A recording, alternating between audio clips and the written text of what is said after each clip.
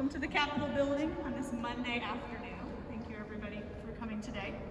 Thank you Representative Kim Banta for seeing the benefit of this change in filing House Bill 33. This is a press conference on House Bill 33, which was filed just 2 weeks ago, I believe, in the Kentucky General Assembly. I'm going to step aside and let Representative Banta kind of speak a little bit about the bill, and we'll go from there. As an old principal and someone that worked with kids my whole life, I think that one of the most important things that we can do in Kentucky is set up guardrails and protections for people with mental health issues. And I feel that the 988 bill gives us one more very simple step into helping people get into services, make sure they get into the right services. 911 is not set up for these kind of mental health issues. Whoever gets at the end of the call, they're going to get somebody who's experienced, someone that can help them, and hopefully prevent a suicide or attempted suicide. Thank you for that summary. It's a great summary. So I'm Marcie Timmerman, Executive Director of Mental Health America of Kentucky.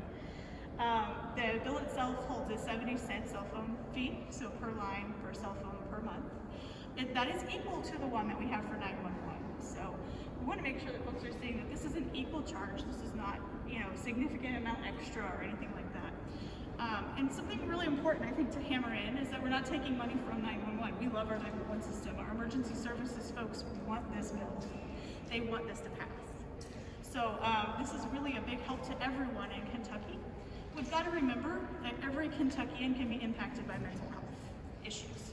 A mental health crisis can come out of seemingly nowhere for any of us at any given time. For instance, we can all be struck with a disability suddenly, right? Get struck by a car or something, and you have a mental health moment. That's an adjustment to make in your life. Being able to have this crisis line as somewhere to call and get assistance when you need it is really important. So that was really just kind of the main point I want to make. I'm going to introduce Megan Cole, who's the Kentucky Chapter Director of the American Foundation for Suicide Prevention.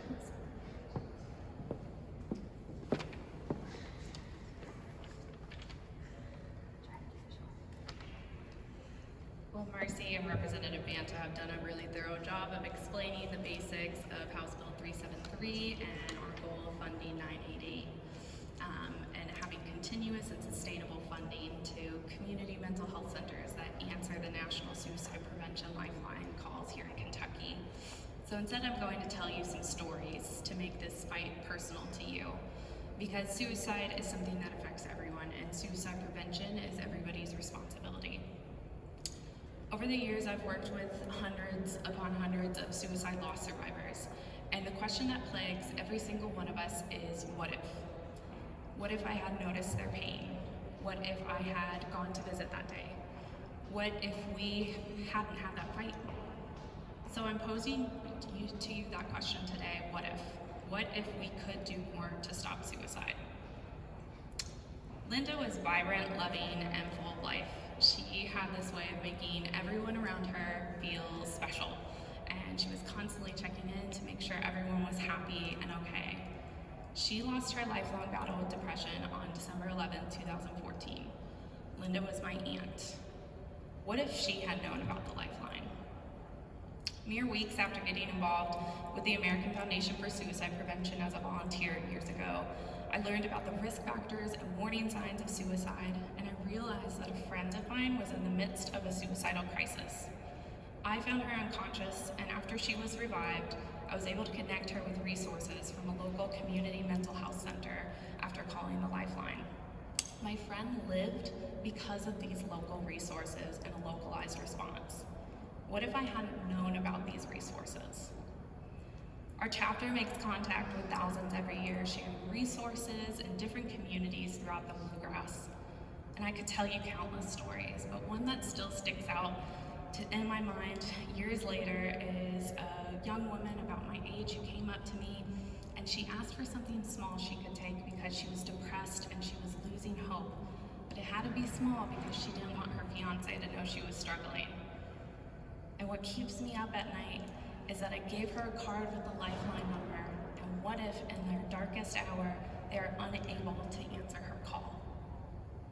Each time there is a highly publicized suicide, such as Robin Williams or Anthony Bourdain, our call centers see a massive influx in calls, mostly due to news coverage showing the Lifeline number and urging people to seek help.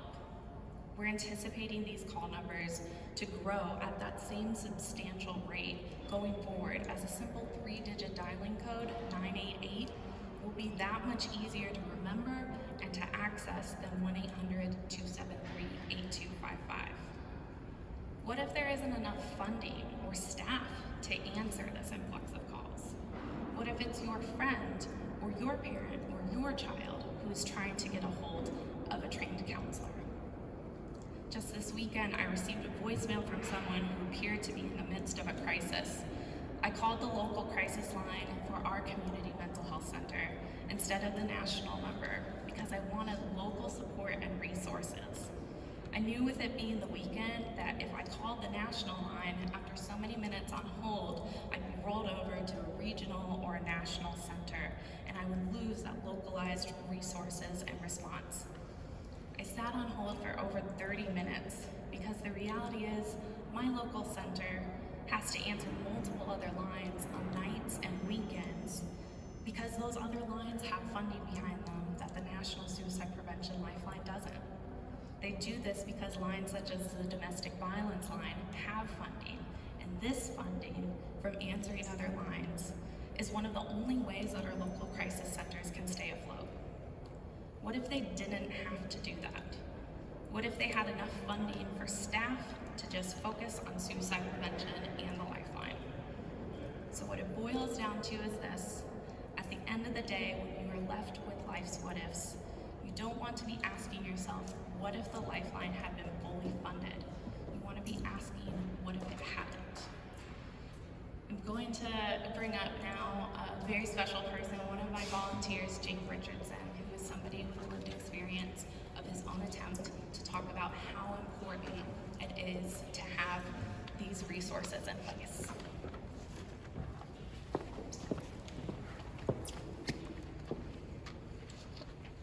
Put my glasses back on. Good afternoon. My name is Jake Richardson, and I serve as the walk chair for the Out of the Darkness Community Walk in Elizabethtown. Today, however, I come to you as someone who has been touched by suicide in some way. My personal story begins when I attempted to take my own life when I was 17 years old. This resulted to me going to Our Lady of Peace in Louisville for treatment. I took part in one of their treatment programs for about 3 weeks, and then I was discharged. This was 10 years ago now, and the landscape of mental health and how it's seen has changed drastically since then. When I was first discharged, I found that in most cases, in a lot of social circles, I shouldn't really talk about what I had experienced. Suicide and depression were still dirty words, it seemed. Since then, mental health has, luckily, become more and more of a topic of not only personal importance, but maybe more importantly, a topic of public importance. More and more people are beginning to come to terms with the conditions of their mental health, and more people are beginning to try and address them. Unfortunately, I know too well the obstacles that stand in the way of a person and their mental health journey. However, 988 offers benefits that I believe will help on that journey for a lot of people. One of the biggest benefits of 988 is the localized response that it offers. Taxpayers pay for 911 services that oftentimes go unused. However, they provide a really nice safety net in times of crisis. 988 and its wraparound services, when fully funded, can provide that same safety net in times of mental health crisis. Speaking as someone who began this journey as a teenager, as well as someone who, as well as someone who works as a youth peer support specialist and a theater teacher for teenagers, I advocate for the mental health of them, and I know that they are very strong, very resilient, but they need help. Oftentimes they find it difficult to ask for the help they need, and this is for any number of reasons. However, in my time working with them, I find the two biggest reasons for hesitation are, one, a desire not to bother anyone, and a feeling that they are alone in their struggle. 988, in its simplicity and convenience, can work towards assuaging those fears in those of a developmental age, and in turn, normalize the talking about of mental health among those same individuals as they grow. No one is alone in their fight, and everyone, no matter their age, deserves to know this. Excuse me. By funding 988 and its wraparound services, you help show the people of Kentucky that no matter what they struggle with, there is a community that stands with them, a government that stands with them. For as long as they continue their fight, they will never be alone. Thank you. No, thank you, Jake, for sharing your story with us. We really appreciate it. So why now? Why would we need House Bill 373 this year? It's because 988 is happening whether we pay for it or not, July 16th of 2022. And just by being a thing that exists, we're going to amplify that message again that there is a phone line. And we need to make sure that we have enough funds to get operators for that phone line. We need to be able to answer locally. In Kentucky, we do have a unique system where we have started all of our local community mental health centers. So the one that's closest to you out of the 14, right? That's where your phone call should be answered. More than 80% of our calls already are being answered here in the state of Kentucky, and that's a wonderful number. But what if on that 20% that's left over? We really need this bill to pass this year because it's funding that is needed. 988 was created by the Federal Suicide Prevention Act that passed in 2020. It passed unanimously. This is a nonpartisan bill. We want to make sure that's very clear. But the urgency is here. The number's coming whether we pay for it or not. And we really want to keep that local touch, that local connection to all Kentuckians.